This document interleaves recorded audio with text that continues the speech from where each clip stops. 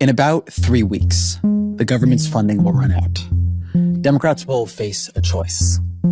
Join Republicans to fund a government that Trump is turning into a tool of authoritarian takeover and vengeance, or shut the government down. Democrats faced a version of this choice 6 months ago. The chainsaw, more bureaucracy. We were in the full muzzle velocity stage of the presidency. More mass firings in the U.S. government. Froze federal funding on projects across the country. He is taking retribution. The law firms have to behave themselves. Sweeping tariffs. But why Canada? And Democrats at that moment seemed completely overwhelmed and outmatched. We will win. We will win. I kept hearing people say they lacked a message. But that's not what they lacked. What they lacked was power. They didn't have power. They didn't have the House or the Senate, but they did have one sliver of leverage. In order to fund the government, Senate Republicans needed Democratic votes. Not just 1 or 2 votes. They needed at least 7 Democrats to reach that magic 60-vote threshold in the Senate. All eyes are on Democrats and what they'll do. House Democrats wanted a shutdown. But now I can report that the Senate Democratic leader himself, Chuck Schumer, has told Democrats that he plans to vote yes. And he encouraged a crucial number of his colleagues to do the same. The bill passed. I appreciate Senator Schumer, and I think he did the right thing. To many Democrats, this seemed completely insane. I think it is a huge slap in the face, and I think that there's a wide sense of betrayal. This was Democrats' first real opportunity to fight back against Donald Trump. And what had they done? They'd folded immediately. What were they good for?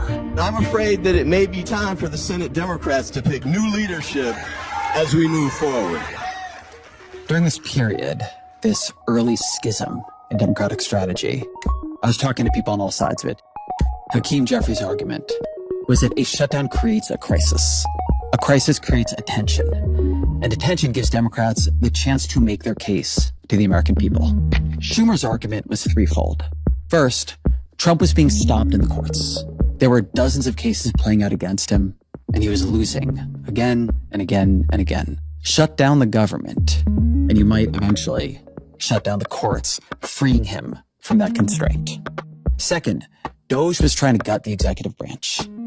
When the government falls into a funding crisis, the executive gets more authority to decide where the money the government does have goes. In that chaos, DOJ could go farther and faster. Third, the market was already quaking at the threat of Trump's tariffs. Trump is calling it a period of transition. Many investors perhaps seeing something more concerning. If Democrats triggered a shutdown at that exact moment, at the moment Trump was creating an economic crisis, they would confuse who was to blame for all the turbulence. It's the first rule of politics. When your opponent is drowning, don't throw them a lifeline. It was an act of strength, of courage, and I knew that most people wouldn't agree with me. And to these 3 arguments, I thought there was a fourth. Democrats had not prepared for a shutdown. They had not explained to themselves or to the public why they would be shutting the government down or what they wanted to achieve. They had no strategy. They had no message. They didn't have any clear demands. The one demand I did hear them discussing was that the spending bill needed more bipartisan negotiation. It was just unbearably lame and off-key. And so if you had forced me to choose at that moment, I thought Schumer was probably right. It wasn't the time for a shutdown, in part because Democrats weren't prepared to win one. But that bill that passed back in March, funding the government, it runs out at the end of this month. And so now we're facing the question again. Should Senate Democrats partner with Senate Republicans to fund this government? And I don't see how they can. Not a single argument Schumer made then is valid now. First, Trump is not losing in the courts, not anymore. This is the story that no one is talking about, and that's that the Trump administration is on a major winning streak right now at the Supreme Court. On a recent episode, I asked the law professor Kate Shaw, what powers the recent set of Supreme Court decisions seem to grant Trump that Barack Obama or Joe Biden just didn't think they had? Here's her answer. I mean, I think refuse to spend money appropriated by Congress, remove heads of independent agencies protected by statute from summary firing, fire civil servants without cause, dismantle federal agencies. Also just the practices under the Constitution. They didn't think they had the power to use the power of the state to reward friends and punish enemies and engage in self-dealing and enrichment. That is a preliminary list, but I think it's a long one. Those powers Democrats were afraid of Trump getting, he's got them. Second, the scale of Doge's assault on the government has shrunk. Trump and Elon Musk went through a very messy and very public breakup. But the real reason it didn't continue, I think, is that now it's Trump appointees running these agencies. They don't want their own agencies wrecked. And either way, the Supreme Court has already given Trump vast power to reshape the federal workforce in the way he chooses. He doesn't need a shutdown to do it. Third, the markets have settled into whatever this new normal is, at least for now. Trump's tariffs are unpopular, but what damage they've done to him politically, they've already done, or they're only going to do over time, as price increases squeeze Americans. Democrats cannot stand back and hope the markets are going to do their work for them. But something else has changed too. We are no longer in the muzzle velocity stage of this presidency, where Donald Trump is trying things and seeing what sticks. We are in the authoritarian consolidation stage of this presidency. I want to be very clear about what I'm saying here. Donald Trump is corrupting the government. He's using it to hound his enemies, to line his pockets, and to entrench his own power. He is corrupting it the way the mafia would corrupt the industries it controlled. You could still, under mafia rule, get the trash picked up by cement, but the point of those industries had become the preservation and expansion of the mafia's power and wealth. This is what Donald Trump is doing to the government. This is what Democrats cannot fund. This is what they have to try to stop. Just in the last few months, we've watched Trump fire the head of the Bureau of Labor Statistics because he didn't like the jobs data. We watched him fire the head of the Defense Intelligence Agency. Iran's key nuclear enrichment facilities have been completely and totally obliterated. After the agency suggested that the administration's strike on Iran only set their nuclear program back by a couple of months. We watched Trump muse about firing Jerome Powell because he wanted interest rates lower. Powell, of course, being the chair of the Federal Reserve. And now we're watching him try to fire Lisa Cook, a Federal Reserve governor, for alleged mortgage fraud. We've watched Trump sick his government on Senator Adam Schiff and Attorney General Tish James of New York. Again, allegations of mortgage fraud. I'm going to note that this is not coming after the Trump administration conducted an exhaustive review of the mortgage documents of every person serving in the executive branch right now. This is just what authoritarian governments do. They have a lot of information, they look hard enough, and everyone has either done something wrong, or even if they haven't, you can cause them a lot of trouble by just saying they have. We've watched Trump suggest the FCC should pull the broadcast licenses for NBC and ABC. Because they are so biased and untruthful, an actual threat to our democracy. We watched the Trump administration force the resignation of a series of Republican prosecutors because they would not drop their case against New York Mayor Eric Adams. And the Trump administration seemed to have decided it'd be more convenient to have Adams in their pocket than defending himself in court. The Trump administration is weighing potential job offers for Mayor Adams. John Bolton became a critic of Trump's after serving in his first administration. No, I don't think he's competent to be president. I think that his political instincts are all about Donald Trump. A couple of weeks ago, Trump's FBI raided his house. Chris Christie, the former New Jersey governor, criticized Trump on TV. Donald Trump sees himself as the person who gets to decide everything. He absolutely rejects the idea that there should be separation between criminal investigations and the politically elected leader of the United States. When I listen to Chris speak his hate, I say, oh, what about the George Washington Bridge? You know, he blamed other people, but he knew all about it. So, no, I don't know. If they want to look at it, not for me. If they want to look at it, they can. Trump has an enemies list. And he's using the power of the federal government to punish and harass his foes. And in my opinion, they're really corrupt and they're illegal. What they do is illegal. We've watched the Trump family invest heavily in crypto, starting its own coins and companies, and then use their political power and fame to hoover in investment. We've watched over the past few years as the Saudi and the Qataris and the Emiratis have made huge investments, billions of dollars, in Trump family businesses and crypto coins. In March, Forbes estimated that Trump's worth had more than doubled to more than $5 billion just over the past year. It pays to be king, Forbes wrote. Pays to be king. We've watched Trump deploy the National Guard to Los Angeles and then to Washington, D.C., with more cities expected to come under federal military occupation soon. You mind up on Chicago then? Well, we're going in. I didn't say when. We're going in. We've watched masked ICE agents conducting raids all over the country, refusing to reveal their faces, badge numbers, or warrants. No, you can't! We've watched Trump systematically purge the government of inspector generals, of JAGs, of military officers, of federal prosecutors. Anyone who seems like they might stand in the way of his corruption or his accumulation or exercise of power. It is an astonishing fact that the January 6th rioters have been pardoned and dozens of the Justice Department lawyers who prosecuted them have been fired. You often hear this line, "This is how authoritarianism happens." No, this is authoritarianism happening.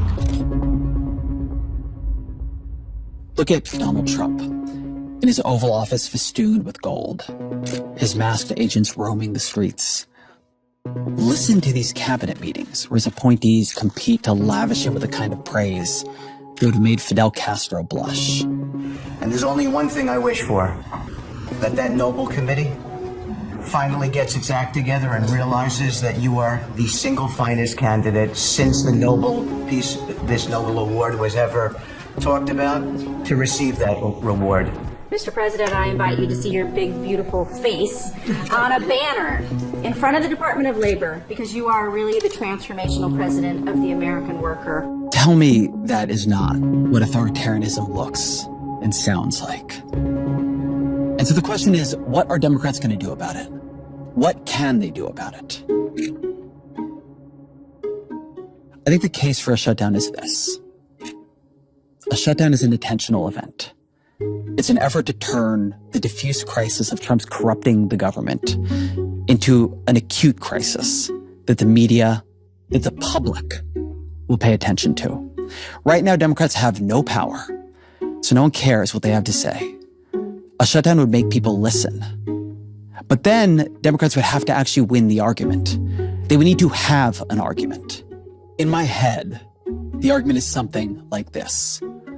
Donald Trump won the election.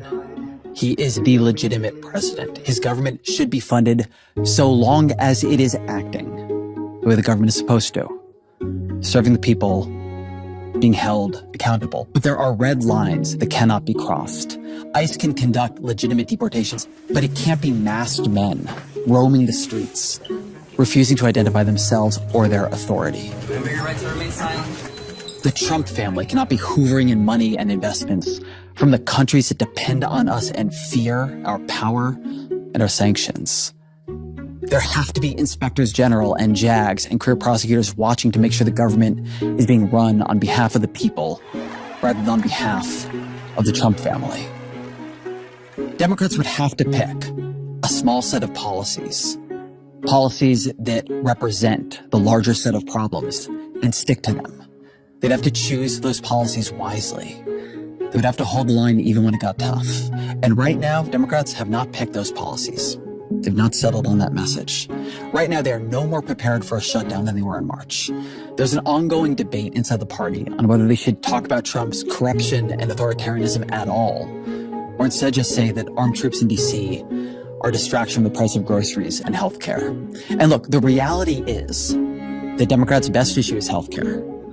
Trump has looted Medicaid to pay for tax cuts for him and his friends, and Democrats should never let the voters forget it. But I don't think it's impossible to turn these two realities into one story. Corruption is why you pay a fortune for prescriptions. Corruption is why your insurance claim keeps getting denied. So Trump promised to attack a broken system. I get it. Ripe target. But here's the thing, he's a crook. And a con man. And he wants to be a king. Yes, the system really is rigged, but Trump's not unrigging it, he's re-rigging it for himself. I think that argument works, but I am To be clear, on the side of this debate that says Democrats cannot pretend this is a normal Republican administration and a normal political moment. They cannot ignore masked men in the streets, armed troops in the cities, billions of dollars of money going into the Trump family's pockets, an administration that spins off multiple scandals in a week that would have consumed other presidencies for years. If Democrats cannot make an issue out of all that, then they're screwed, and so are we. And you know what? We might be. Even if Democrats could agree on a message, do they have the messengers? Have Hakeem Jeffries and Chuck Schumer distinguished themselves this year as able to win an argument? Are they going to hold the line as national parks close down, as federal employees are furloughed, if checks stop going out the door, if flights are delayed because air traffic controllers aren't getting paid? I don't know that they will. We all want to pursue a bipartisan, bicameral appropriations process. It is absolutely the case Democrats could lose a shutdown. But whatever they're doing right now, it's not called winning. According to Gallup, the Democratic Party is polling at 34%, lower than Donald Trump, lower than the Republican Party. The lowest level in the decades that Gallup has been asking the question. What's happening here is that Democrats are so unpopular because their own side is losing faith in them. One flashing warning sign is fundraising. Democrats are just failing to raise money. The Democratic National Committee under Ken Martin has just been a disaster. At the end of June, the DNC had $15 million on hand, as compared to the RNC's $80 million. And it's just been consumed with infighting. That matters. Enthusiasm matters. The trust of your base matters. Democrats don't just need people to want them to win. They need people willing to help them win, make them win. The political scientist Russell Hardin made an argument I've been thinking about a lot. Power is a coordination problem. Everyone in society, every person, every institution is a node of coordination. The secret of society is people do what others do. And so if you look at Democrats in Congress right now, the signal they're sending is to not take any risks. Everything is normal. Just wait for the election and hope for the best. I think both that strategy, but also sending that signal is a mistake. The 2026 midterms are 14 months away. The machinery of the state is being organized to entrench Republican power through redistricting, to control information, to punish and harass enemies, to create a masked paramilitary force roaming the streets. Do you just let that roll forward and hope for the best? I'm not going to tell you, I'm sure, Democrats should shut down the government. I'm not. At the same time, joining Republicans to fund this government is worse than failing at opposition. That is complicity. Democratic leaders have had 6 months to come up with a plan. If there is a better plan than a shutdown, great. But if the plan is still nothing, act normal and hope for the best, then Democrats need new leaders.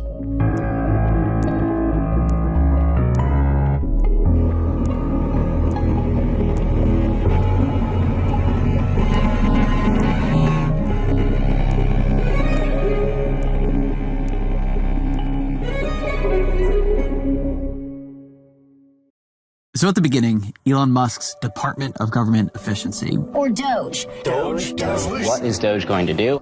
seemed to have ended up with a fairly narrow mandate. You can look at the Trump executive order creating it, and it says, the purpose is modernizing federal technology and software to maximize governmental efficiency and productivity. In the last couple of weeks, it's become clear that Musk's role is a whole lot larger than that. Elon Musk, right now involved in almost every agency and corner of the United States government. Offering all federal employees a buyout to resign. Musk and his team have accessed at least 11 agencies, and the count is growing every day. Elon Musk seized control of USAID. People getting fired, people getting furloughed in droves. They are raiding the government. We don't pledge allegiance to Elon Musk. And as I've watched all this unfold, I've been wondering how Elon Musk has evolved in the way he has. How did he go from conventional Obama-era liberal, worried about climate change and wanted to go to Mars, to right-wing conspiratorial meme lord working to elect the far-right in Germany. The future of civilization could hang on this election. And shred the federal government in the United States. Yes! What led to this transition, this evolution for Elon Musk? And what actual strategies is he bringing to the government that he now seems to have quite a lot of control over? To talk about all this, I want to invite Kara Swisher on the show. Kara is one of the great tech reporters of the age who's been covering Musk for many, many years, along with many of the other tech CEOs who have become such key political figures now. She's, of course, the host of the great podcast On with Kara Swisher and Pivot, which she co-hosts with Scott Galloway. As always, my email, Ezra Klein Show at nytimes.com.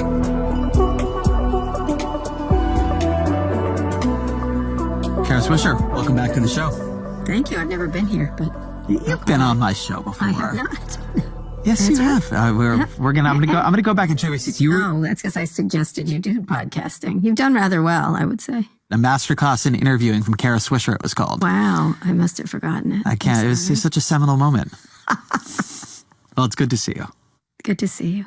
How do you describe the role Elon Musk has been playing in the federal government in the first weeks of Donald Trump's second term?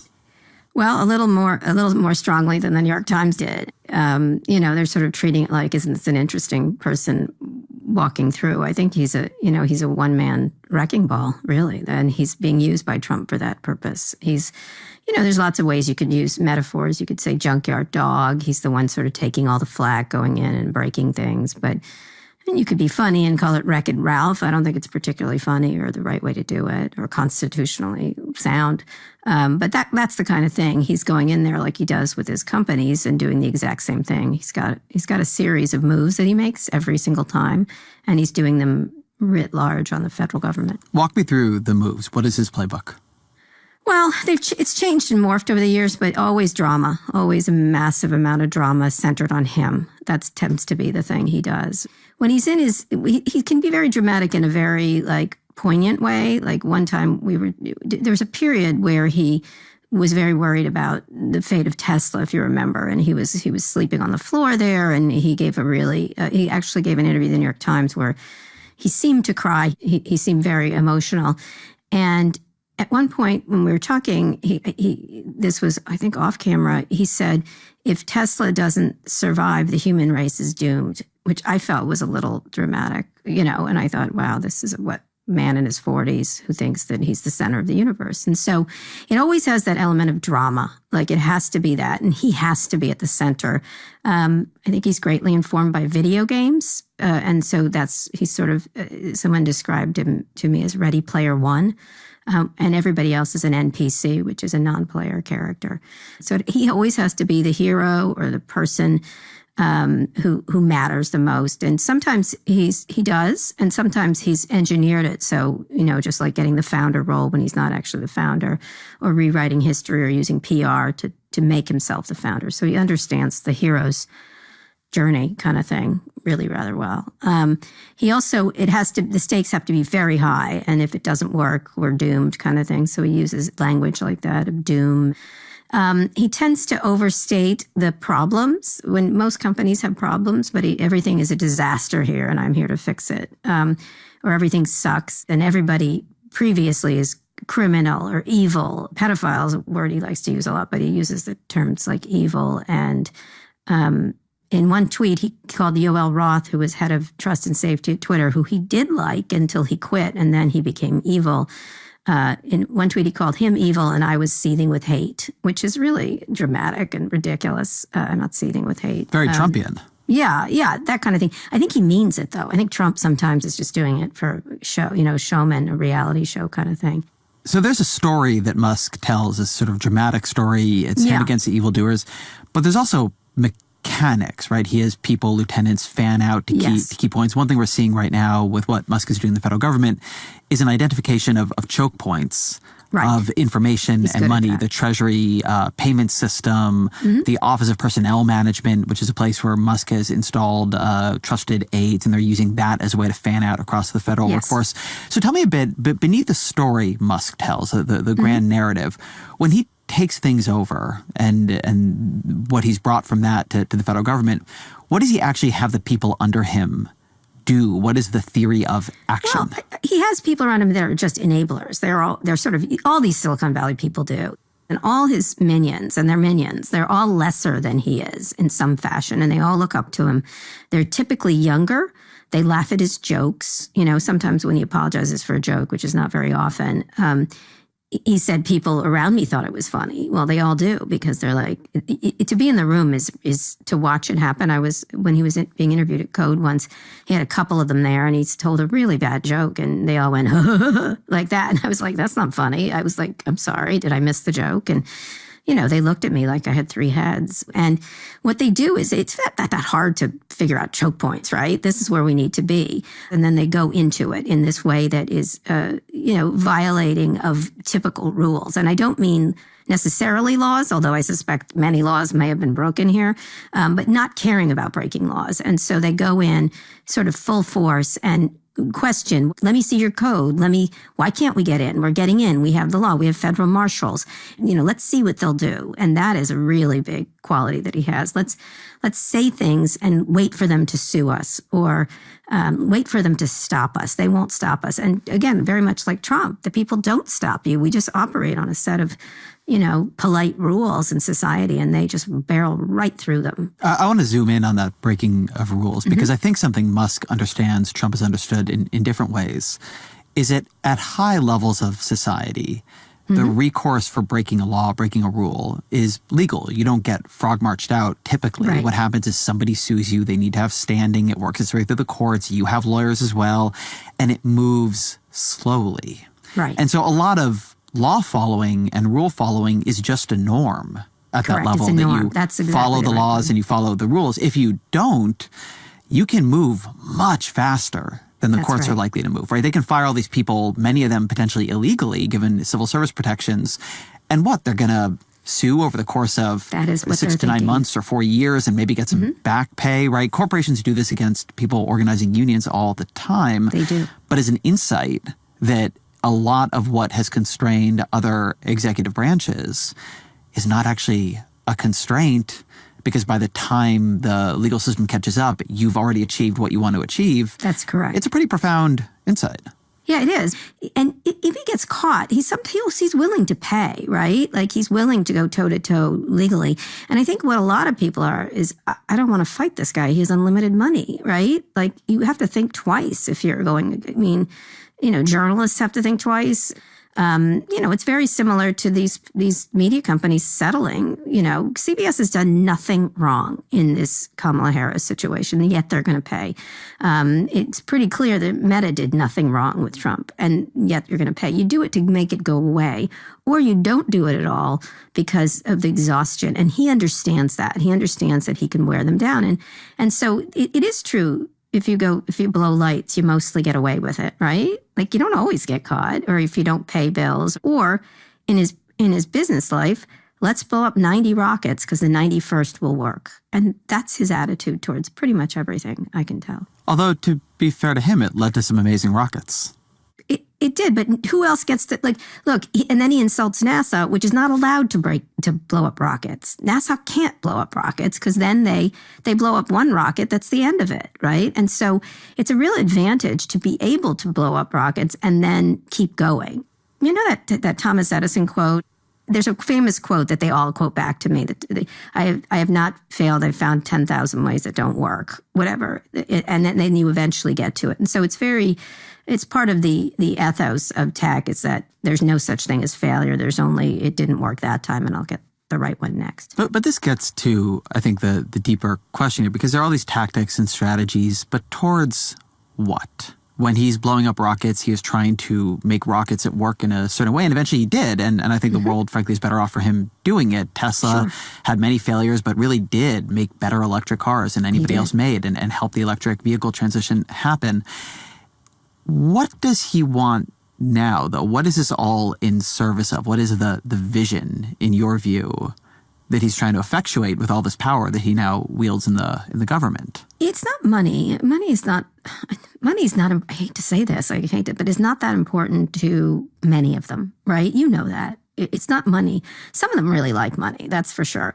But it's not money, it's the power that money brings, and it's power to decide. And, I think it started off, I have some good ideas and I'd like to put them into place. And now it's, I have all the ideas on every topic, and therefore what I say goes. It's a very king-like attitude towards things, right? Or that philosopher they like of that we should have a functional CEO running our country that gets to decide everything, and screw Congress, screw the courts. We should have a king, essentially, a CEO that has unlimited power. He also does have a really weird sense of mortality in a way that he wants to be legendary, right? He, again, go back to video games. But I think he wants the glory of it. He has those images in his head, and that's not by way of excuse, it's by way of explanation, right? That this is how he looks at himself, is on a grand journey of the hero. He's not a hero, by the way, let me be clear. But I think this gets at what to me is one of the mysteries of Musk, because the ideas that he seems committed to have changed. Peter Thiel, who is contemporary, they co-founded PayPal together, but Thiel has always been pretty far right. You can go back to things he was writing at Stanford. Musk, you go back to, say, the Obama era, he's a kind of standard Obama-era liberal. He has a series of companies that are solving problems that are important to Obama-era liberals. Mm-hmm. Those companies survive off of Obama-era policies, from government contracts to electric vehicle subsidies, right? Loan guarantees. Tesla's saved by an Obama loan guarantee. Mm-hmm.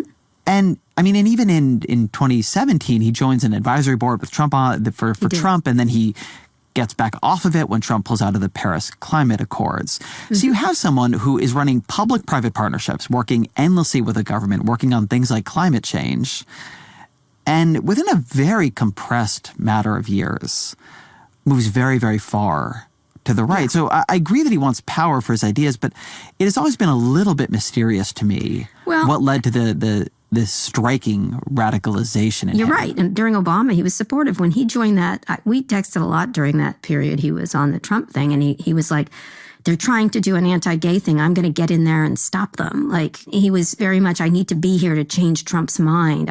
Only I can change it, kind of thing. He wasn't anti-Trump, but he certainly wasn't pro-Trump. I can tell you that. He was very much in the he's kind of a con man school of thought with him.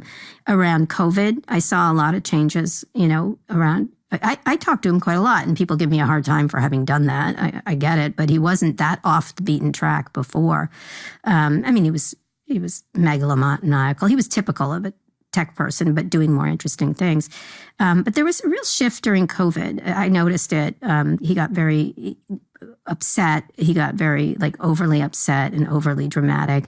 Look, if you think your company is critical for the future of the human race, and then California closes it down because of COVID, you get in that mode. That's one. I definitely, he sort of got very unreasonable. And in one interview I did with him, he started saying only a few thousand people or whatever, I don't remember precisely, were going to die from COVID. And he had read all the studies, and he knew, and I didn't. He's never liked unions or the government or regulation. That goes way back for all these people. And so it became more profound during COVID, this idea. I think the issues around his trans daughter seemed to have affected him quite profoundly. I've noticed that in a number of tech people who have trans children. And the second thing I think the Wall Street Journal has correctly reported on is his use of ketamine and other drugs. So I think that was another thing that seemed to have changed him. But although they all use drugs. I know a lot of people use ketamine. They don't tend to turn that far politically right. But I think he was doing it himself. He was like the world's expert, right? It was also staying up late at night. He has this weird proclivity to be up at 3 a.m. and obsessively. He's got an obsessive personality. We all have that element to us, but he's got it in spades. And the one thing that I think I keep saying this to people, and I said it at the time when Biden did not invite him to that EV summit and invited Mary Barra instead and treated him shabbily. He was very upset, very. I talked to him a lot about it, or he texted me, and other people did too. Other people noticed it too. And this was a summit that Biden had, and he couldn't invite him because of the union issues. He was very virulently anti-union. So they didn't invite him, and he was very upset, like personally upset, like wounded almost. And I even went as far as to call Steve Ricchetti, who works for Biden, and I said, boy, have you made a mistake, that you should bear hug this guy. He's really mad. And, Steve Richetti's a nice guy. And he's like, it's the unions. He should understand. He's a big boy. And I was like, no, he's not a big boy. The Biden people are all very relational. For them to have missed what a relational snub like this could do to somebody with his ego it's a mistake at the kind of politics that they were supposed to be so good at. Well, the thing is, and Steve's, again, a lovely guy. I actually ran into him at a movie premiere for Wicked, and he goes, guess you were right. I'm like, guess so. The way he takes slights is really strange. I'd seen it in action, sort of petty anger and slights, and that one really stuck hard. And the Biden people kept tweaking him, and I found that to be you could be like, so what? I'm like, why would you do that? He actually does deserve the accolades around Tesla, right? So why not just give him that? And I never understood why they wouldn't, despite the union stuff. There's a factor you haven't mentioned here, which is Twitter. Mm-hmm.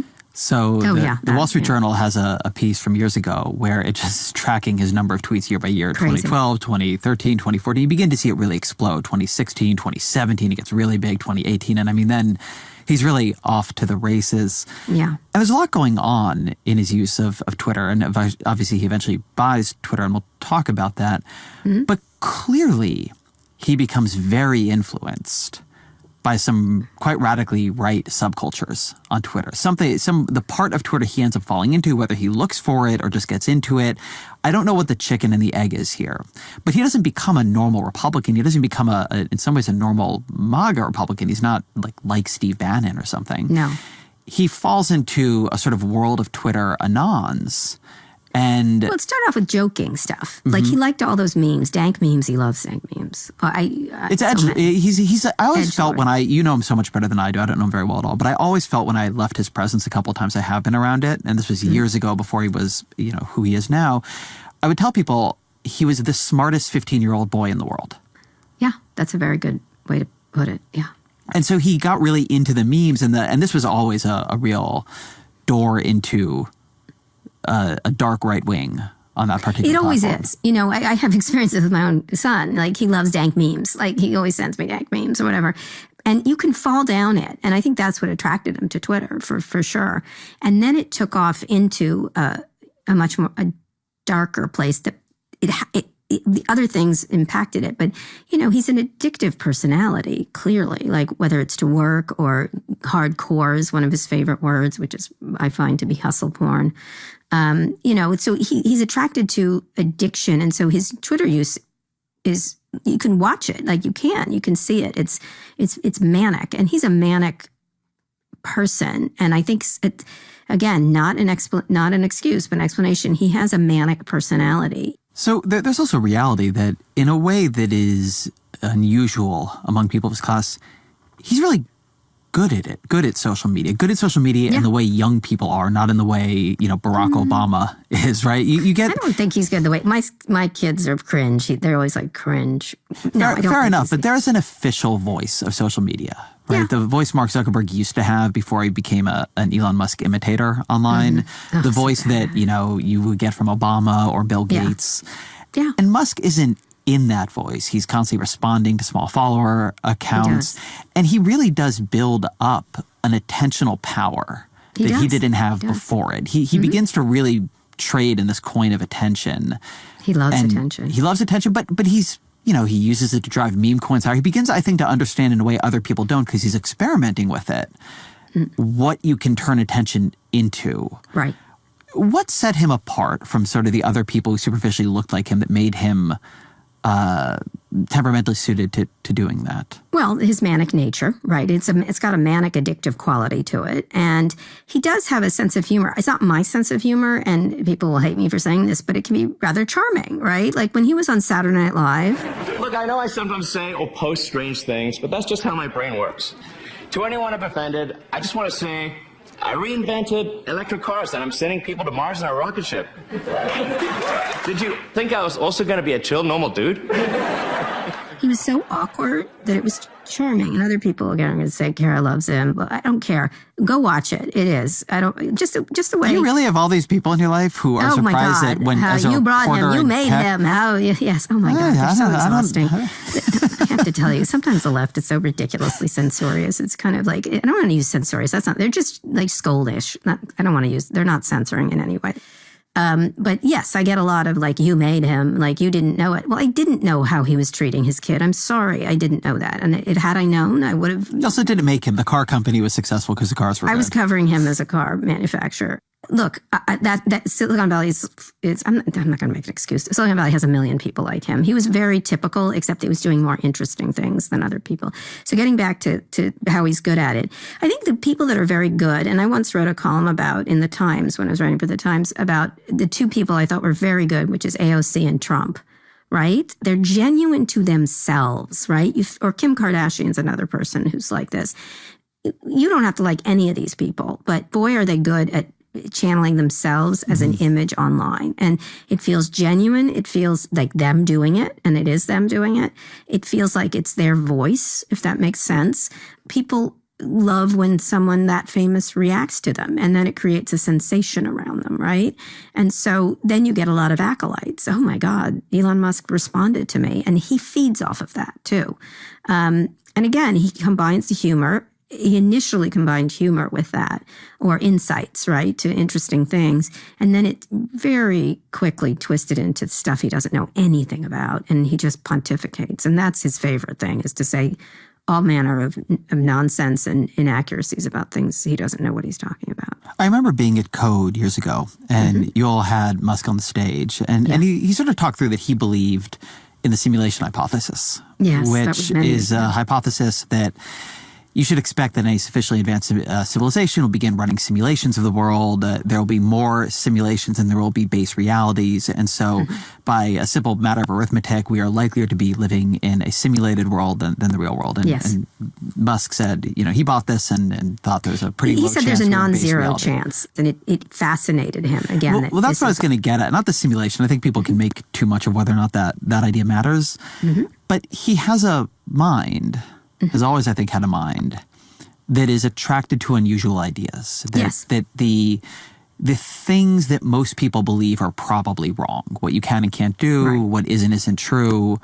And I mean, he has been proven right a number of times, in very, very big, profound ways. Now he's the richest man in the world. I mean, he has the most attention in the world, right?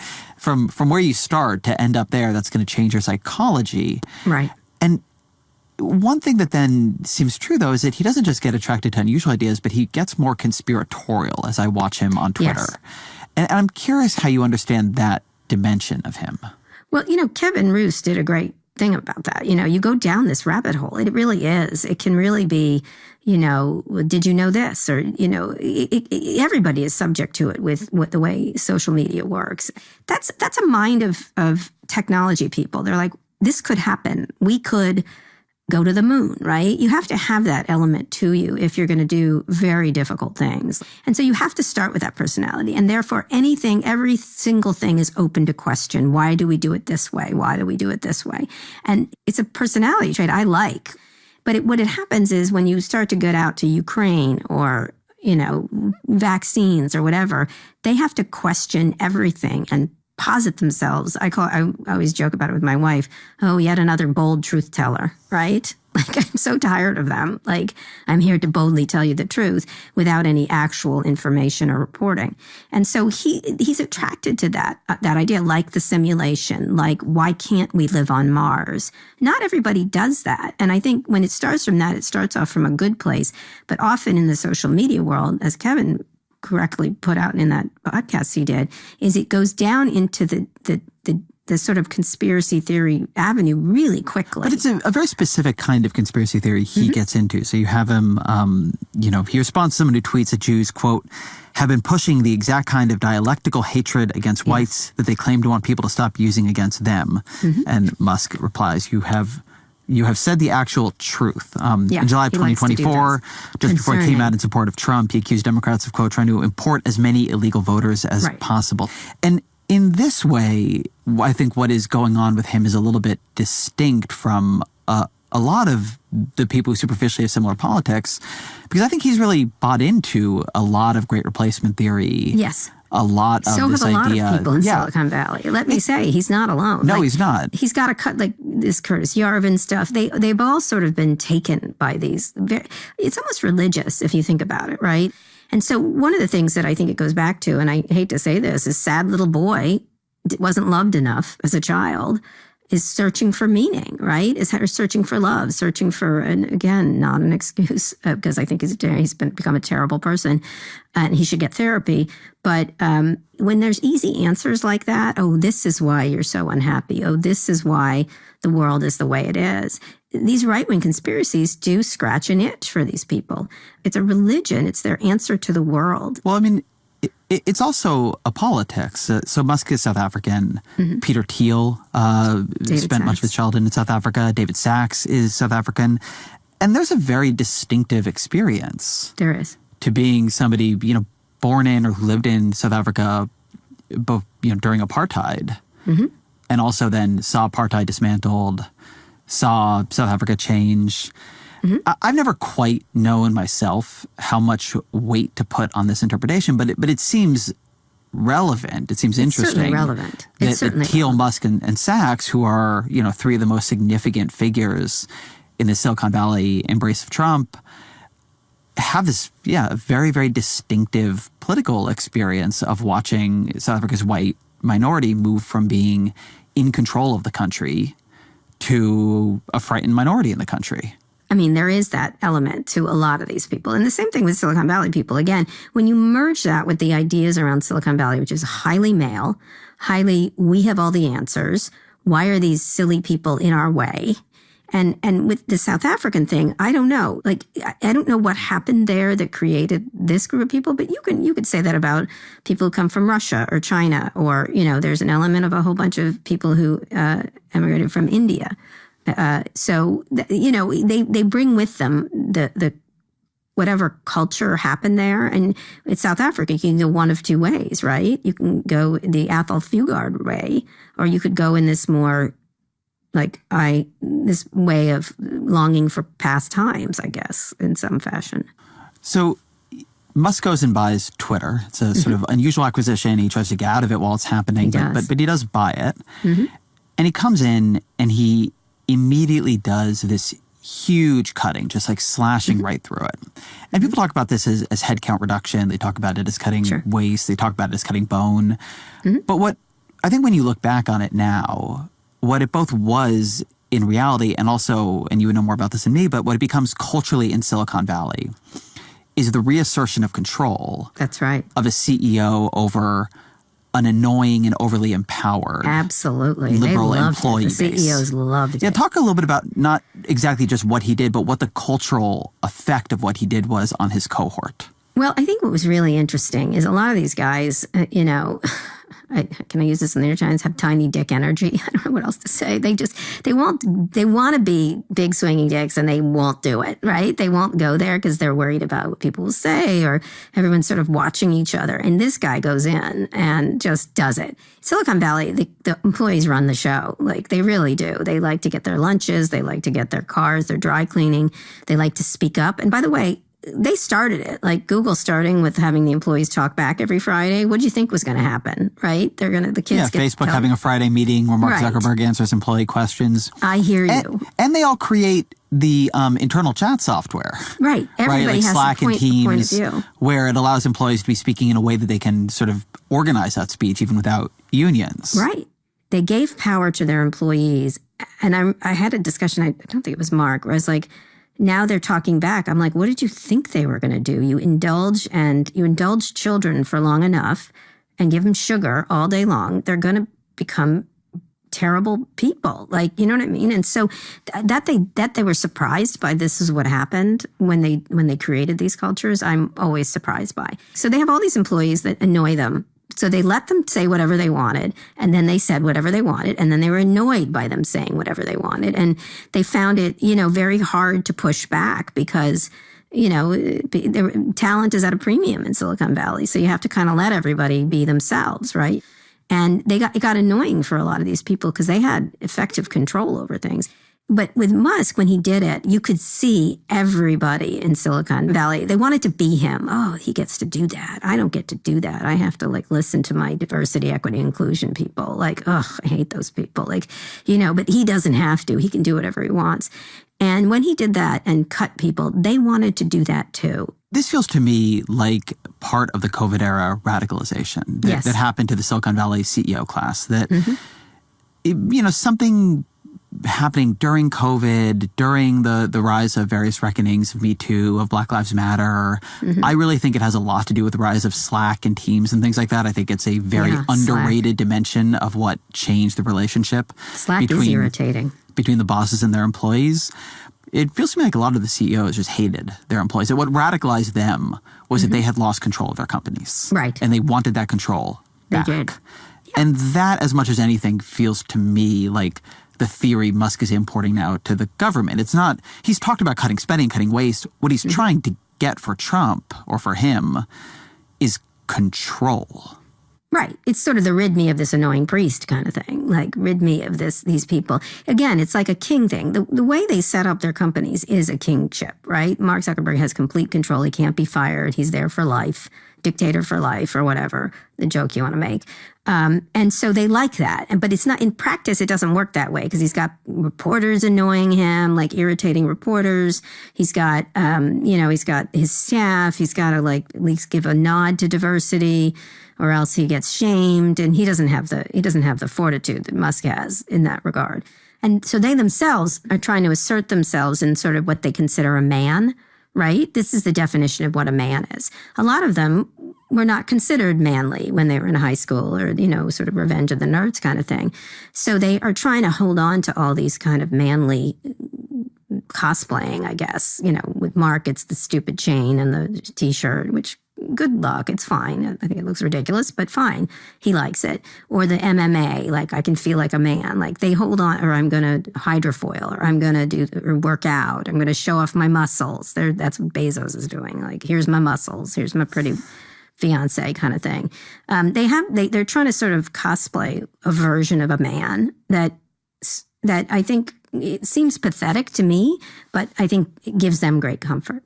Well, one of the Rosetta Stones to me of the intellectual shift happening among this class was, I forgot now exactly when this was, but when Musk and Zuckerberg were talking about having a fight in a cage. Right. And this is all, this has its own funny sub-themes where Zuckerberg is taking it all incredibly earnestly, and Musk is clearly mocking him the whole time. Totally the whole time. And so there's a whole dynamic where they don't have the cage match, which Zuckerberg would win, but actually Musk wins because what he was doing was making fun of Mark Zuckerberg. But they didn't like each other. Just to be clear, they didn't like each other. But then there's a third here. So there's an Elon and Company conference, one of these big CEO tech conferences. And Andreessen is asked about it. And he ends up sending out his answer on his Substack. And he basically says, I think it's great if they fight, because we've lost all the masculine virtues of the Greeks. And if it was good enough for the Greeks, it's good enough for us. And one of the things happening, it seems to me, in the right-wing intellectual subculture these guys are increasingly part of, but also among them, is a sense that the world has feminized. And that the masculine virtues of aggression, of combat, of conflict, of daring, of risk, of just making decisions and to hell with it, has been diminished. And that the thing that is needed is some kind of correction, that modernity is going off the rails because we're becoming womanly and soft.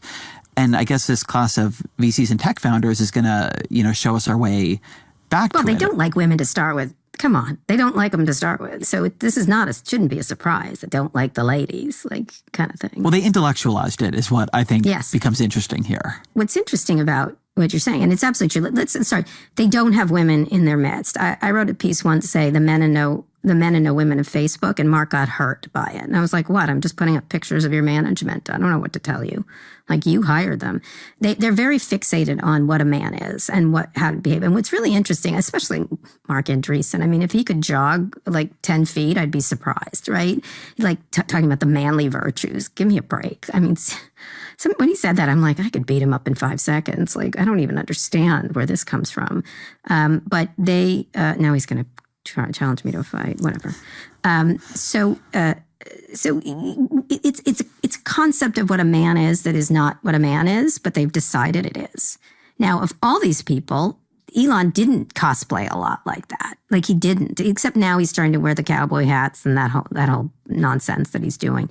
But he actually didn't as much as they did. And now they sort of take all their cues from his aggression, which is kind of interesting. Yeah, that was the thing I was going to sort of get at with Zuckerberg too. When I think back on that fight they were going to have, and Zuckerberg for a minute seemed to be positing himself as the Elon foil, right? He challenged him to a fight. He was having Threads. Elon had X. And now you see Zuckerberg copying him. I mean, the way he engages on Threads is the way Elon engages on Twitter. Yeah. Zuckerberg is such a beta. He's such a beta.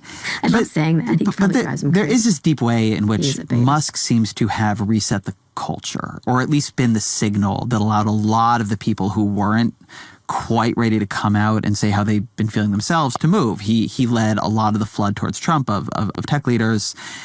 And, now is like showing, you can actually turn this into political power in a way that I think nobody quite realized you could do directly. I mean, Peter Thiel, I think, for better or worse, gets a lot of credit for he supported Trump early. He made his bets, but Thiel didn't try to wield the power himself. Thiel makes bets and watches them pay off or not. Yeah. But Musk is going in and showing, it could just be you. You could not only have all this power as a technology CEO, you could be one of the most important celebrities in the world, and you could be functionally shadow president. Like, you didn't figure this out? I figured it out. Yeah, Zuckerberg hid from the attention, right? Zuckerberg never liked he liked the acclaim, but he never liked the shit that went with it, right? And so that's why he didn't push all the way through, right? And that was interesting. And Musk does have these guts to do that. Like, I'm going to do it no matter what. If I get attacked, in fact, I eat my attackers for breakfast, right? I love my attack. Come and get me. Well, this is Trump's personality too. I mean, the thing they seem to me to be is temperamentally actually quite similar. It takes a very unusual personality to be shameless at that level. Yeah. The amount of genuine hatred you need to absorb. There's a decision they both made that, if you want to really wield power, you have to be willing to be hated.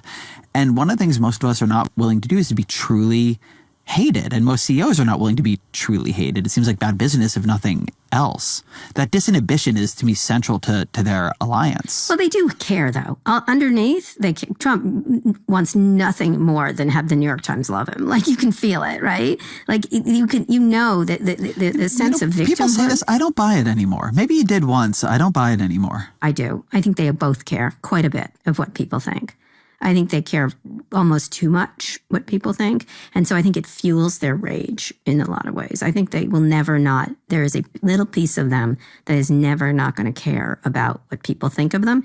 And they become more and more emboldened by that. It fuels, it's the center of their rocket fuel, I think. I mean, there might be certainly truth to that as rocket fuel for them. I just think that at a certain point, you lose the belief that these people are even friends you still want to have. And that's, I think, what real radicalization is. Absolutely. Radicalization, I think, often takes just the normal pluralistic give and take, we're all in this together, off the table. It becomes an all-out war. And I do think Trump, and in a different way, but in some ways a more, I think, intellectualized way, Musk now see this as all-out war, and you have to gain control. If you don't, he was on Rogan's show saying, that there would be no more elections if Trump didn't win this time. I mean, Musk has really gone into the civilizational battle, right? He clearly believes in some level of great replacement theory. He's now trying to get the far-right AfD elected in Germany, trying to get Labour out of power in the UK. It's our only chance. He said that the other day. And this, to me, gets it a way that I'm curious if you think he's changed. For a very long time, the line on Musk was that everything is backwards from his belief that eventually the humanity needs to be a interplanetary species. He does think that. And, well, I'm sure he does think that, but he sure seems to be more concerned with the demographic balance of the United States and a handful of Northern European countries. Well, look at all his children. Like, he manifests himself by having so many children. And seemingly not spending time with them except for one, right? He wants to have children, not necessarily be a parent, which I think is an interesting thing to plumb at some point. But so what is the goal that now motivates him? Do you really believe it's still the interplanetary thing, or is it a view that these countries are losing their cultures, and if you lose those cultures, then everything is lost? I do think it does manifest from the need to get off this planet. I do. I think that's everything. That is the one consistent thing since I met him, which is this idea that civilization is doomed and therefore we need to get off this planet. I think at their heart, they do believe the version of themselves is the greatest version of man, right? Which would be a white guy, supreme kind of thing. I think they actually believe that at their heart. And so you're going to see that manifested in these statements that he makes all the time, which are very clearly, like, I forget what he said, but essentially we need more South Africans here in this country or something like that. And he's always sort of pulling in that direction. I have never heard him express any kind of what I would consider. I've heard different CEOs express racism. His is a different kind. It's more around social engineering and the idea that the best people are being replaced. I think that's really where he lives, which is also racist, of course. So to you, the synthesis of these positions is that Musk is still motivated by the desire to become interplanetary, but he just believes that we are corroding the civilizational virtues and genius that you would need to do that with DEI and the woke mind virus. Everything is in the way of our getting somewhere else because the lesser people are in charge, or the lesser people, he does talk about this a lot. Of like, at one point he was tweeting about cesarean sections, right? Did you see that tweet?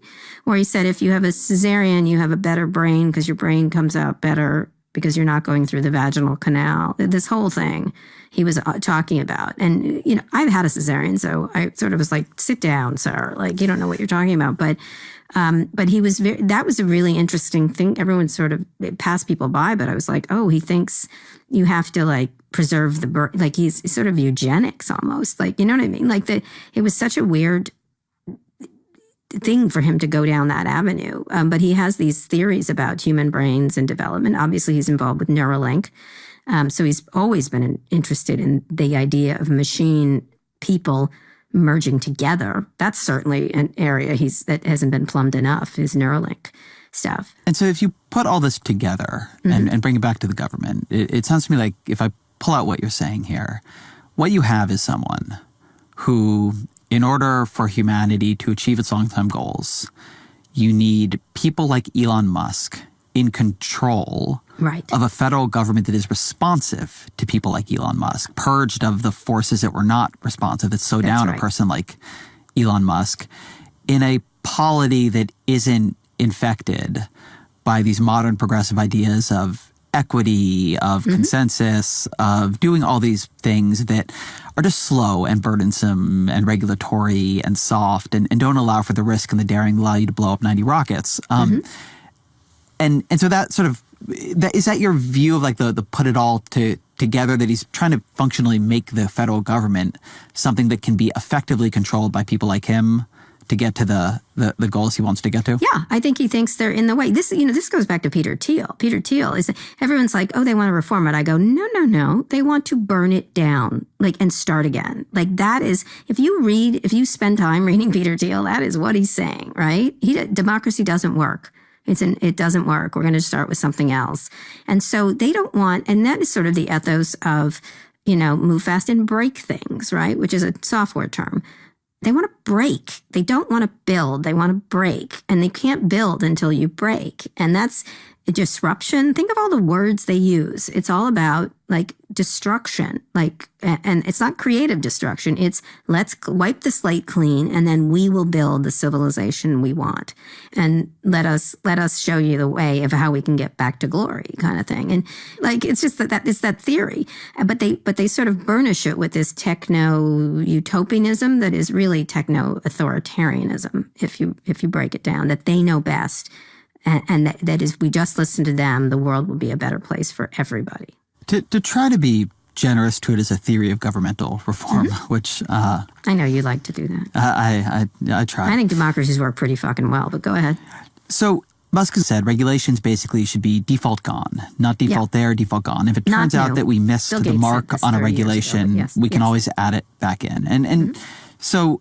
if you take the view that we have a long-time stable government, it is there's a lot of crust, a lot of bureaucracy. That the theory here, which I guess is also a theory from Twitter, is like, yes, you rid it, you turn things off, you turn them back on, you cut hugely, And if there's a problem, then you go fix a problem later. But better to cut deeper and then be able to rebuild in a cleaner way than to cut not deep enough, to only get a quarter loaf. And politics does not go that far in reform. It's very, very hard to reform institutions. And there are real problems from that. I mean, San Francisco works quite poorly. Much of the federal government, leaves something to be desired. So is there a case to be made here for Muskism, that he is doing what, normal political reformers won't do and taking risk in order to do it, but this is actually the only way to actually create a federal bureaucracy that is not quite so sclerotic? No, I think it's not at all. I think, I'm a reform person, right? Obviously, everything's not going to happen at once. There is an ease to tearing it all down, isn't there? And it has to be a willingness to sacrifice people, right? We're going to sacrifice this group of people, these young women, they don't care about that. And one of the things I say over and over again, they're like, I have a lot of people like, well, how can they do this? How can they do this? I'm like, they don't care. They don't care for you. They don't think about you. You're nothing. And I remember one time Musk was the earliest person to talk to me about AI. AI has been around forever, but he was really concerned about the impact of AI on the humanity. That was another thing. He was the first person to raise those alarms, to me at least, when he started OpenAI with Sam and the rest of them. First, he was like, AI is going to kill us. It's going to kill, the Terminator idea, right? It's going to become self-aware in 20 whatever, and then it's going to turn around and bomb us and kill us and start again, right? And we got to stop that. That was his theory. Next time I saw him, I thought he came up with a much more sophisticated idea of it, which was they're not going to kill us. They're going to treat us like house cats. Right? We're house cats and they're fine with us here and they're going to build everything around us, but we're not in danger. We're in danger in the way house cats are. As long as they like house cats, we're fine. Like they don't think of us as anything more. Then the next time I saw him, he had evolved into this idea that AI was more like building highways, the way we build highways across the country. And humanity is a bunch of anthills. And we go across anthills without thinking when we're building roads. We don't know that the anthills are there. We just do it. I thought the progression was really interesting to me, that's how he was looking at it. And to me, that's how I thought he was expressing how he operates. These things are anthills. I don't have to think about them because we never think about them. And so to me, that was a really interesting progression of the first one cares about what happens to humanity. The last one doesn't. I like that progression of metaphors because very classically, what you put into the metaphor reveals what you can see and not see out of the metaphor. And I think the dominant comparison for what Musk is doing is Twitter, where he came in and used in some ways a very similar playbook to cut through it and take control of it. But during that period, Twitter broke down terribly. Its advertising collapsed. It's still a much jankier platform than it used to be. I mean, it has things it didn't have before, like Grok, but the search doesn't work. One thing that just strikes me when I look at what Trump is outsourcing to Musk right now is I wonder if they have really thought about the risk they're taking on. No. Because I've never seen an administration come in and so completely own everything bad that might happen that the federal government does or is supposed to regulate in the coming years. If you imagine something like the terrible plane crash that happened just recently, happening in a year when pushed retirements have come through the FAA and, Musk had already pushed the administrator of the FAA to be on leave or resign, you would get a lot more blame for that. But bad things happen all the time that the federal government is supposed to stop. Financial crises and on and on and on. They're coming with this axe to the government, pushing indiscriminate resignations, reassigning people, pushing out very talented career staff. Anything that goes wrong, they are truly going to own. Yes, but they won't. They will not. They will not. They will say it is not them. We're cleaning up from the previous, right? They will not take control because Ezra, you think they care about consequences. One of the messages in my memoir I think they care about power. They don't care about the consequences of damage. They do not care. They don't anticipate it. You're right about Twitter. It's a lesser business. The only way he's getting advertisers is by threatening them. Like they're just doing these lawsuits, and of course these advertisers are going to go back just to acquiesce to him, right? Yeah, I mean now he has power, right? Not a better business. It's a way to pay him off. Tesla's not a better business than what it was because they haven't innovated the cars. That stock may be going up, but the sales are going down because the cars aren't as good. They just aren't. So he doesn't care about the actual thing. These people don't care about the actual thing. They care about laying waste to it, and then we'll build something better. But I don't know what they're going to build better. If you press them, and a lot of these, like, same thing with the media that goes with it. It's never about solutions, is it? It's about how everything sucks and we have to get rid of it. They never tell you what their replacement is for any of it because they don't have any, they don't have a theory of building. They have a theory of destruction. It was Trump just with the water thing.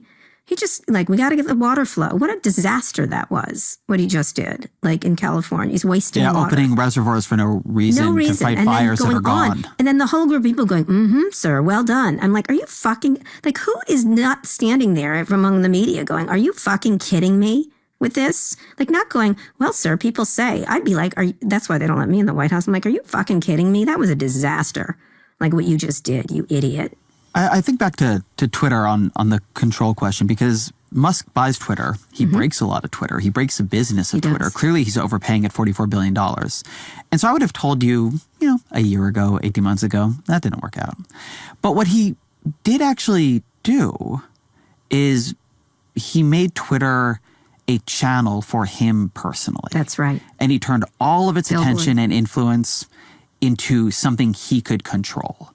And I don't know if the power he's getting out of that or will get out of that is worth $44 billion. I don't think it's exactly the way to measure it, but I actually think it's worth more than that. I don't think it would be possible for Musk to play this role in both domestic and now international politics if he didn't do that. We don't know how to value attention. It's the best investment he made. Exactly. Except for investing in Trump, that $280 million. Let me tell you, the only person, when he bought it, we were all sort of like, what in the world? Why is he paying so much? What an idiot, right? Everybody was saying that. That was sort of well, he was too. He tried to get out of it on the view that it was overvalued. He was stupid, right? Because he wasn't anticipating what he could use it for, right? He didn't realize he had a really big gun there, right? He thought it was a knife or whatever. The only person who called me was Mark Cuban. And he says, Carrie, he's not buying it. Maybe he doesn't know he's doing this. But when he goes in a room internationally as the head of Tesla or Starlink, he gets a meeting just like the head of GM or Lockheed gets, right? And world leaders, et cetera. When he goes in as the owner of Twitter, he has enormous power globally from an influence point of view. He goes, this is not a U.S. play. This is a global play. And I was like, I think Mark was 100% right. He bought it and it gave him he's the Twitter guy and also Tesla but he gets it. No one else has that, right? And maybe back in the day, Rupert Murdoch, right? I guess. And that's what he's done. But bigger, better, stronger, more influential. Rupert Murdoch would never think of sitting with Trump cutting this stuff. Well, Murdoch didn't want to be the main character of his own platform. Right, but he is kind of Rupert Murdoch now, right? I totally agree with that. Rupert Murdoch who likes to do shit. I've said the same thing. I think that's the absolutely correct comparison. But that, I think, then brings us to the government, which is he may not know what he wants to build after it, but what I think that at least the Twitter experience probably taught him is if you break it, you can control it. You can make it a vehicle for you. Right? And if it's filled with the old people who were in it and they're unafraid and they have power and they're power centers, then you're posed. I don't know if even he knows what he wants to do with the government, but the degree to which he wants everybody to see that it is him doing it, I thought it was so telling that in the email they sent out to federal employees, trying to tell them you could get money and do nothing until September if you would just retire, that he gave it the same subject line as the email I sent out to Twitter employees during that buyout. He wanted everybody to know it was him. Exactly. Right? He wants to be the main character of the whole thing, as you said at the beginning. You said that right. I thank God you said that because all the media's like, look at this interesting thing. I'm like, he wants you to know. It's a signature. It's me, Fredo. I know it was you, Fredo. He totally wanted people. Everything he does, he wants you to know because, again, he is a desperate attention sponge and he just needs constant. Why would you stay up at night talking to people, named Cat Turd. Why? I'm not a psychologist, but boy, does he have a big old hole right in the center of himself. And so what I think is very telling about both of these people is they do not have solutions. They only tell us what the problem is, and they don't have a vision. Even Ronald Reagan had a vision. Like, they all have. What is your vision? What do you want to make? Except get out of my way and let me do what I want to do. That's really the vision that I can tell. I haven't heard what they want to make at all. He does seem a bit, there's this idea of the sin eater in fantasy novels. I forget exactly where it comes from, but it's the character that consumes sin and then can be purged, right? You can purge that figure, and then the sins are gone. It's a sort of sacrificial character. It's Jesus, I think. And in a way, Musk, I wonder a bit about that in terms of the pain of the administrative war that Trump and the people around him wanted to do. I mean, when I think about when this starts to go bad, assuming this starts to go bad, Musk taking so much credit for it all makes him so usefully sacrificial. Totally. When the people around Musk who are more careful and quiet, the Susie Wileses, the Russ Votes, the rest of them who, are not have you noticed they're all leaking? We don't have control of him. Yeah, there's a lot of leaking already that we can't control Musk.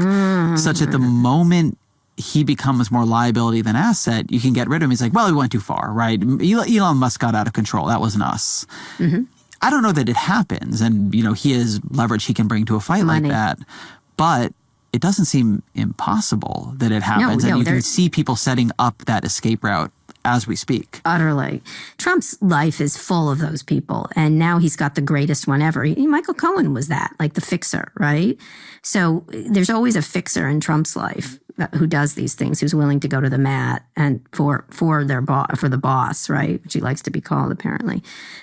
So Musk is that writ large. It's just that he's much more protected because he's so wealthy. He has so much means that he almost is more powerful than. He's not a minion. He's like a super minion or something. How real do you think the affection between the two of them is? Well, Donald Trump is like, he has, 3 emotions, ABC. Like, I don't think he's very complex in that regard. I did think they were going to fight, and I know he's irritating to Trump. You hear that from a lot of people, and I think it's absolutely true. He probably is irritating. At the same time, Trump loves money. Right? So really, that's at the heart of him. I think he's useful. I think Donald Trump finds him useful, and he is useful to Donald Trump. He's a useful junkyard dog. And so I think and he has a lot of money. So if he has a cudgel against these senators, he's going to give me money to take you out. Like, I've got a bank that never ends, essentially. He also knows he needs him to hold on to power, because what does it look like when they fight? What does that look like? You don't want Elon Musk outside the tent. That's a really bad place for Elon Musk to be, and angry, because he's shown he has an ability to fight back at people. So ultimately, it could go on for a while, and he could do more and more outlandish things and behave in more and more outlandish ways. Trump has an endless capacity for, did he say a racist thing? I don't care.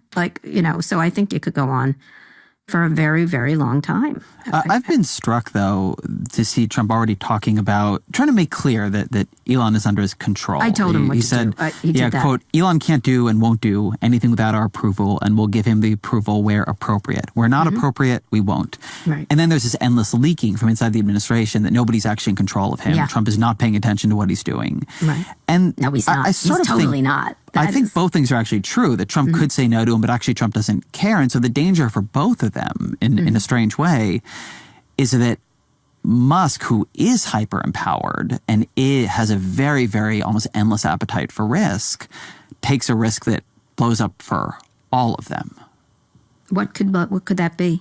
What is he, like, detonate a nuclear bomb? You break the government and things are going to break. I mean, you have to have I'm not saying you do, but you have to have a very dim view of government to believe that if you get rid of this many talented people in it, that when bad things begin to happen in the world, and they happen constantly there was a pandemic in Trump's first, in his first term. But Trump in his first term had this real interesting capacity to always seem like he was outside of the state that he, in theory, ran. That's right. He spoke as if, he was up in the balcony jeering at the opera he was watching. And that always gave him this strange, ability to separate himself from how a government that he didn't like worked. That was the whole political utility of the deep state. But they've torched that. I mean, I know they might still try to claim it, but when you do this kind of bulldozer tactic, and it's this public, and you are absorbing all this risk and pushing these people out, then when things break and people go back and they look and they say, well, a bunch of the people here, they actually took the buyout. They took your fork in the road, Elon. I could be wrong. It could all work out great for them, but they are taking a lot of risk. You see, you're operating on the idea they care about the pain. They don't care. They won't take responsibility for it. Have you heard Mark Zuckerberg take responsibility for any of the problems? I think Trump cares about pain, though. I mean, look at how quickly he backed off on his tariffs of Canada and Mexico when the markets began to move, right? You can lose midterm elections really badly, and then all of a sudden the investigations are coming for you. Right, which is probably what will happen, right? That's the likeliest scenario here. I mean, one of the things that he's got to keep Musk around for that is the money on these things, to manipulate things, to really flood the zone with all kinds of money and efforts to win that midterms. But again, they don't care. He has done the damage. As long as he destroys it and you can't come back, is what they're doing. In Musk's mind, my guess is that he thinks this is the only way to do it, is to get rid of everything. They're hoping you focus so much on the destruction that you're not going to notice you're living in a destroyed place. And I know you think there's bigger implications, but you won't. You'll see they'll be all over they'll be so all over the place. It'll be hard to figure out what actually has been destroyed, or to feel a sense of anger. What's going to happen is people are going to feel a sense of just nihilism, right? I think that's what's going to happen. I mean, I do think that's often the emotion that they are attempting to provoke. I want to ask you before we end a question about the broader Silicon Valley tech culture here. Mm-hmm. You've had this big, almost herd-like movement towards this. I forgot what you called it, a techno-authoritarian. Authoritarianism. Right? Yeah. And it's been so fast and so intense among the leaders, the sort of cultural leaders of Silicon Valley, the people with like the biggest social media accounts, and they're all at the Trump inauguration. Mm-hmm. Do you see a counterforce when you think of the cultural currents there? Is it all just moving this direction? Are the employees moving this direction? Are the people coming up? Like, what is the contrarian bet in terms of this intellectual culture, which I mean was very different 10 years ago than where it is now, when everybody was pro-Obama. They weren't pro-Biden, I can tell you that. They were not pro-Biden, and they hated Donald Trump in 2016, with the exception of Thiel. So it moves very fast. And so whenever it moves as fast and as far as it has now, it sort of makes me wonder where it's going to be in 4 years. I'm curious if you have a sense of who you're watching as signals of that. There's a few people. Reid Hoffman was just on the podcast this week. I sense fear in him, right? He funded the E. Jean Carroll thing. He's a very lovely person, and he's very even-handed all the time, almost to a fault. I don't think he's going to be as aggressive, and he certainly was, right? But he's got to be thinking, what do I do? I'm very exposed, right? You have a Mark Cuban, who I think presents a different alternate. He claims to me he doesn't want to run for president. I think he has a real opening, right? Of oh, come on, this is not the way we are. I don't think everyone's moved there. I think there's these loud mouths like Musk and David Sachs and that gang. And even Peter's not that loudmouth these days, which is interesting. I find interesting. But there you have the loudmouths. But I don't think everyone is on this ticket. Like, if you noticed, you didn't see Tim Cook in the front row. That with the greatest feat of engineering in history was somehow he didn't have to be in that picture, right? I have never thought Silicon Valley was liberal. I thought they were utilitarian, I guess. I thought they sort of were tolerant socially, but didn't really care, didn't think about it much. I think these people just want to do their business. And I don't think they support Trump. I think it's like a VIG, right? Whether you're Bob Iger or whether you're anybody, you got to pay the VIG, or you don't have a choice right now. I don't think there's a deep well of support for Trump. I think it's just there's a bunch of loudmouths that have that, and everyone else just shakes their head. So when that's the case, there tends to be a countervailing force of these guys are shakedown artists, right? When, say, as you say, disaster will come and this will be a big fucking mess, they will line up in that direction because it's good for them and for their shareholders. So whatever it takes for shareholders to do better, they will. If Trump tanks the stock market, if Trump tanks this, they'll be on the opposite side instantly because they have no real values. They just don't. Elon has more values than most of them in a weird way, even though they're warped and twisted. So I think they'll just go whatever way the financial markets go. That's my feeling. I think it's a good place to end. Always a final question. What are 3 books you'd recommend to the audience?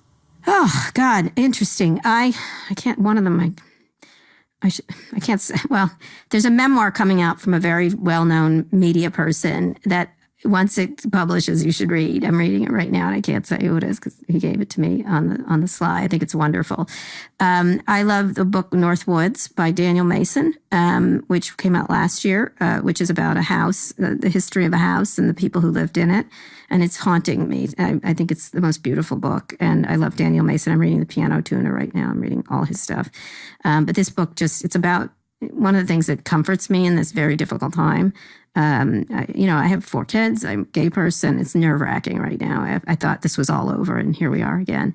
But it gives me comfort that we're all being dead someday. Like, I know it sounds crazy, but life goes on over the period. And so I really like that book. And then I recently interviewed him, and I think he's terrific. Tim Snyder. I think he's a really important person talking about where tyranny goes and stuff like that. I read a lot more nonfiction. I should read more fiction. And I'm sorry, I'm going to give one more. Geraldine Brooks, who is a wonderful writer. She won, I think the Pulitzer or whatever. Her book, she's mostly done fiction. She's written a book about the death of her husband that is incredible. Tony Horowitz, who is a friend of mine. Geraldine's a friend of mine. He wrote Confederates in the Attic, and it's a beautiful rumination on mortality and history. I don't know, just a wonderful book. Kara Swisher, thank you very much.